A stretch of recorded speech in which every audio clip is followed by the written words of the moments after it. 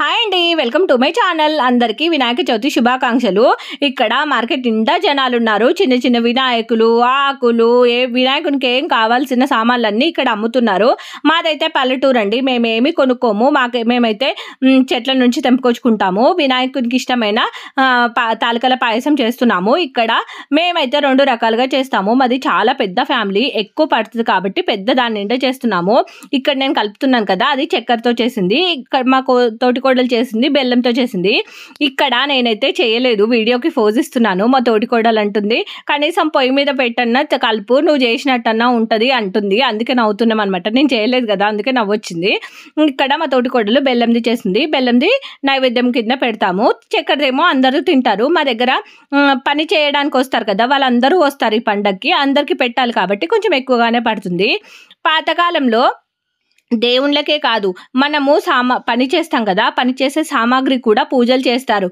అంటే అప్పుడు చల్ల చిలికేవాళ్ళు కదా, చల్లది గుంజ, ఈ గుంజకు కట్టి చల్ల చిలికేవారు కదా, ఆ గుంజకు కూడా పూజ చేస్తామన్నమాట. చల్లక గుంజ అది అక్కడ కింద పెడుతుంది కదా, అది పెరుగు అనమాట.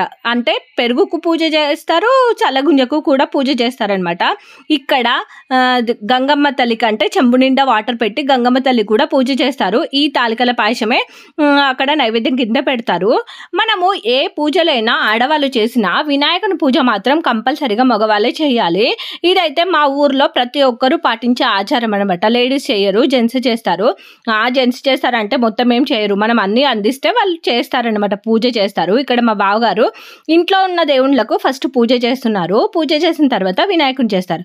మాకైతే ఒడ్లోళ్ళు వస్తారు కదా, ఒడ్లోళ్ళు తెచ్చిస్తారు వినాయకుడిని. మేమేమి కొనుక్కోము, వాళ్ళు తెచ్చిస్తే వాళ్ళు ఇచ్చిన వినాయకుడికి పూజ చేస్తాము. వాళ్ళకు దాన్ని ఏమంటారు, బియ్యము, నూనె అవన్నీ ఇస్తారు కదా, అట్లా ఇస్తారనమాట. ఇచ్చి వినాయకుడిని తీసుకుంటే ఆ వినాయకునికి పూజ చేస్తాము. మట్టిదే. ఇప్పుడైతే ప్లాస్టర్ ఆఫ్ ప్యారిస్ వినాయకులు చాలా వస్తున్నాయి. కాకపోతే నేనైతే చిన్నప్పటి నుంచి ఇదే వినాయకుడు. ఈ వినాయకునితో పాటు ఎద్దు కూడా ఇస్తారనమాట. చిన్నప్పుడు ఎద్దు కోసం కూడా కొట్లాడే వాళ్ళము, నాకంటే నాకు అని. అందుకే మా మమ్మీ 2 ఎడ్లు తీసుకునేది. తర్వాత మా పిల్లలు వచ్చిన తర్వాత కూడా వాళ్ళు కొట్లాడతారని 2 ఎడ్లు తీసుకునేది అనమాట. వినాయకుడిని ఒకరిని, ఎడ్లను 2 అట్లా తీసుకునేది. ఆ ఎడ్లు తర్వాత బాగా యూజ్ వస్తాయి, ఎడ్ల బండి చేసుకోవడానికి అట్లా యూజ్ వస్తాయి అనమాట. ఇప్పుడైతే మారింది, అన్ని రకరకాల వినాయకులు వస్తున్నారు. కానీ ఇదైతే మట్టి గణపతి అయితే ఫస్ట్ నుంచి చేసే పూజ అనమాట. మట్టి గణపతికి మేమైతే ఎప్పటి నుంచి ఇదే పాటిస్తాము.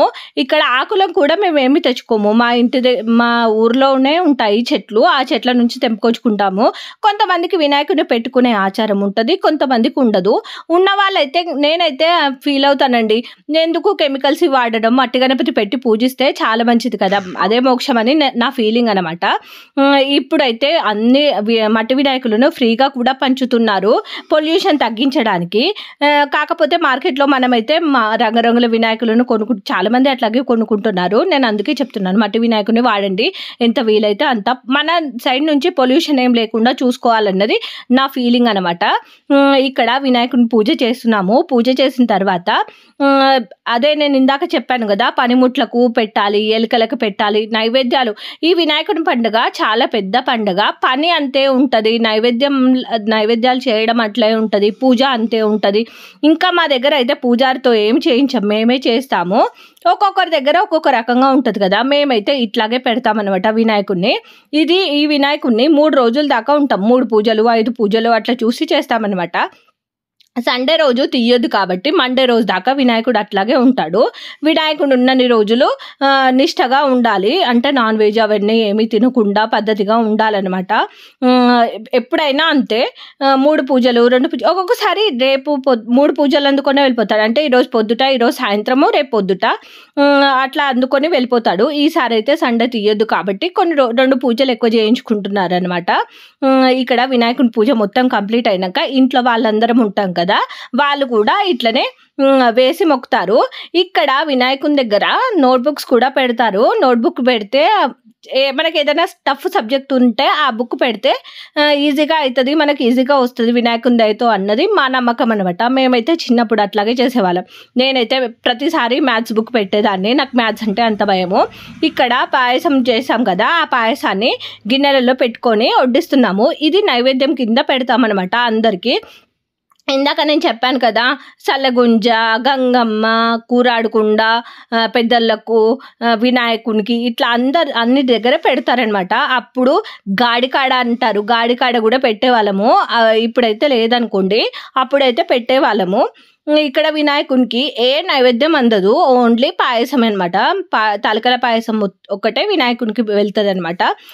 మళ్ళీ ఉండ్రాలంటారు గదా! సప్పటి ఉండ్రాళ్ళు. ఆ సప్పటి ఉండ్రాళ్ళు గూడా పెడతాము. ఇక్కడ అన్నీ వడ్డించుకున్న తర్వాత మెల్లిమెల్లిగా అన్నీ ఒక్కొక్క దగ్గర పెట్టి, తర్వాత వినాయకుని దగ్గర పెట్టి అందరం దండం పెట్టుకోవాల్సిందే. మేమైతే పాతకాలం నుంచి ఇదే రకంగా పూజ చేస్తున్నాము. మేమైతే ఈ పండక్కి ఇంకొకటి కూడా స్పెషల్‌గా చేస్తాము. అది చింతకాయ తొక్కు. అది కొత్త చింతకాయలొస్తాయి గదా! ఆ చింతకాయతోటి పచ్చిమిర్చితోటి కలిపి చేసే తొక్కనమాట. అది కంపల్సరీగా వినాయకునికి పెడతాము. ఈ చింతకాయ తొక్కు గోకులాష్టమి అంటే కృష్ణాష్టమి రోజు కంపల్సరీగా చేస్తాము. ఆ రోజు తర్వాత ఈ రోజే చేస్తాము. మామూలుగా కొత్త చింతకాయలొస్తాయి కదా! ఆ చింతకాయలను ఎప్పుడంటే అప్పుడు తినమనమాట. వినాయక చవితికి చింతకాయ చట్నీ దేవునికి పెట్టిన తర్వాత అప్పటినుంచి చింతకాయలు వాడే అలవాటు ఉందనమాట. మాకైతే ఎప్పటినుంచో ఉంది.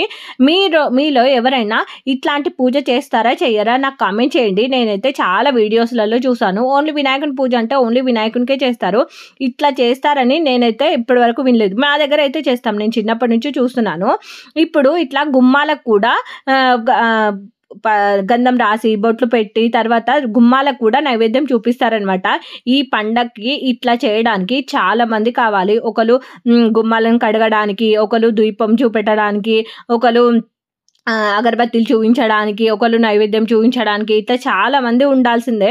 నేను చెప్పాను కదా! ఇది పెద్ద పండగ. చాలా మంది అవసరం ఉంటది. చాలా పనులుంటాయని. ఒక్కళ్ళ వల్ల చేయడం అంటే కొంచెం లేట్‌గా అవుతది. కాకపోతే చాలా టైం పడతదనమాట. చాలా మంది ఉంటేనే చాలా టైం పడతది. అట్లాంటిది కొంతమంది ఉన్నారనుకోండి ఇంకా ఎక్కువ టైమే పడతది కదా! అందుకని ఇక్కడ మా దగ్గర మా బావ వాళ్ళు, మా హస్బెండ్ వాళ్ళందరూ కలిసి ఇక్కడ కడపలకు పూజ చేస్తున్నారు. గుమ్మాలకు పూజ చేస్తున్నారు. కడపలకైతే మామూలుగా పొద్దున్నే రాసి బొట్లు పెడతాం కదా! ఇది గుమ్మాలకు అనమాట. పొద్దున్నే మామిడాకులు కట్టడము, తర్వాత కడపలకు పూజలు చేయడము, ఇట్లాంటి పనులన్నీ చేస్తారు. తర్వాత ఇవన్నీ పూజ చేసి నైవేద్యం పెట్టిన తర్వాత మేము తింటామనమాట. ముందుగా మగవాళ్ళందరికీ వడ్డించిన తర్వాత సెక్షన్‌లో లేడీస్ అందరం తింటాం. ఇక్కడ నేను మా తోటికోడళ్ళందరం కలిసి కూర్చొని భోజనం చేస్తున్నాము. మామూలుగా జెంట్స్‌కైతే లేడీస్ వడ్డిస్తారు గదా! ఇప్పుడు మేమందరం కూర్చున్నాం గదా! మాకెవరు వడ్డిస్తారన్నది అక్కడ చెప్తున్నామనమాట. కాకపోతే మా పిల్లలు అందరూ వడ్డిస్తున్నారు. ఇట్లా ఎవరు కనిపిస్తే వాళ్ళని అడుగుతున్నామనమాట. ఇక్కడ మా బావగారు వడ్డిస్తున్నారు. అట్లా ఎవరు దొరికితే వాళ్ళను ఇదెయ్యు, అదెయ్యు అంటున్నామనమాట. మేము వడ్డించాం గదా! ఇప్పుడు మాకు వడ్డియరా అని అక్కడ డిస్కషన్ పెడుతున్నాము. ఇట్లా అందరం భోజనాలు చేసిన తర్వాత మా దగ్గర పేలాలను నోట్లో వేసుకుంటాం.